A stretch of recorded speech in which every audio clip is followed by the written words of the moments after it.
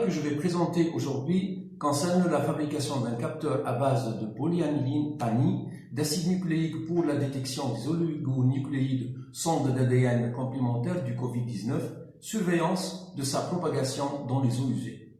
Dans ce travail de recherche, nous projetons de préparer des polymères conducteurs de polyaniline pour servir à la détection fluorescente d'acide nucléique avec une sélectivité élevée pour la quantification des oligonucléotides sonde d'ADN complémentaires du Covid-19. Les intérêts de ce travail sont d'étudier le Covid-19 à travers le cycle des eaux usées et de leur traitement. Une des premières et plus importantes mesures barrières contre la contagion du Covid-19 est le lavage fréquent des mains.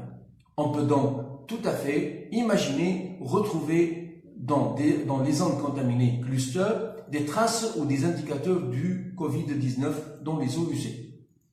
Des premières études réalisées aux Pays-Bas récemment en mars 2020 ont déjà pu montrer la présence du Covid-19 dans les eaux usées d'une ville aux Pays-Bas. Cela peut être un bon indicateur de la diffusion de la contamination. Il est ensuite important de regarder dans les effluents à la sortie des stations d'épuration si ce virus est toujours présent, ce qui ne semble pas être le cas dans cette même étude hollandaise, afin de s'assurer d'une non-contamination des milieux en amont des stations d'épuration. Le fragment séquencé par l'équipe tunisienne correspond à la partie 998-1116 de la protéine Spike.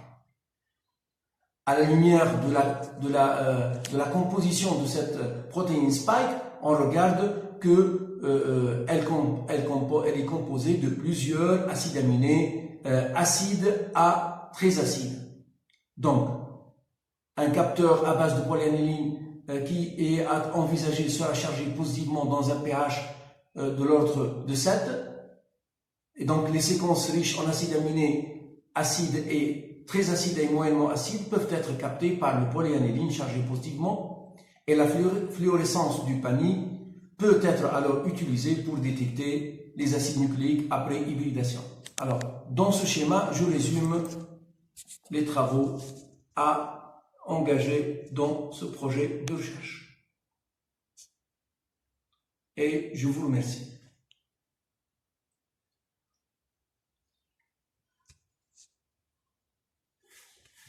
D'accord.